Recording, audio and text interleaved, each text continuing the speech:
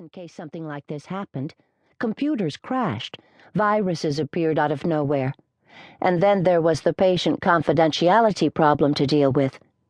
About a year ago, Ted had done a lengthy article on how businesses used outside backup systems just in case something like the fire happened.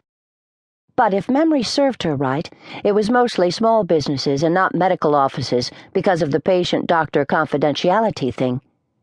In the unlikely event the doctors didn't have outside backup, it might mean they had their own personal software in place if something just like this took place. Julia Webster. Chapter 1.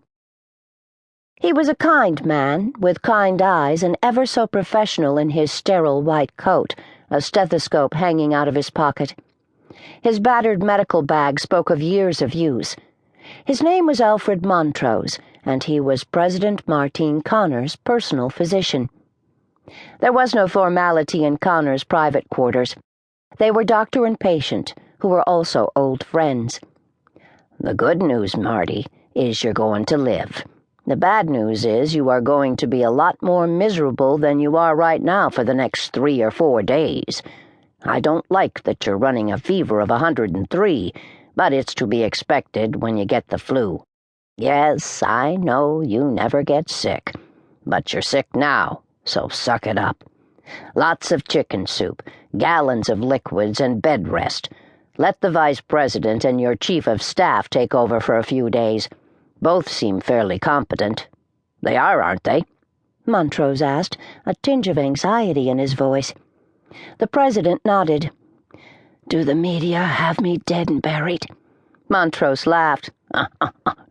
"What I heard on the drive over here was that you had taken to your bed with some mysterious ailment. I suppose they'll grill me when I leave here. Half your staff has it, Marty. I know it's springtime, but these things don't really go by the month of the year.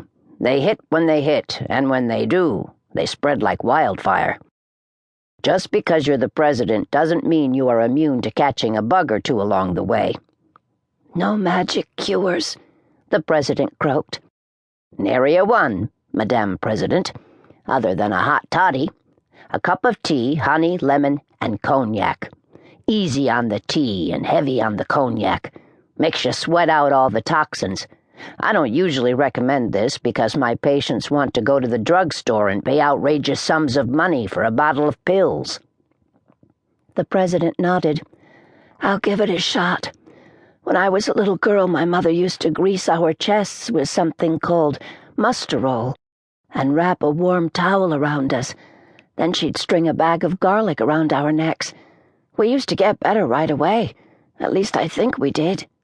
"That's because you weren't able to stand the smell, so in spite of everything you healed yourself. Been there and survived. So, do we understand each other, Marty? Bed rest, liquids, and more bed rest." "Yes, I understand. Thanks, Al." Alfred Montrose looked around as he packed up his medical bag. "Isn't there some way you could make this room more personal?"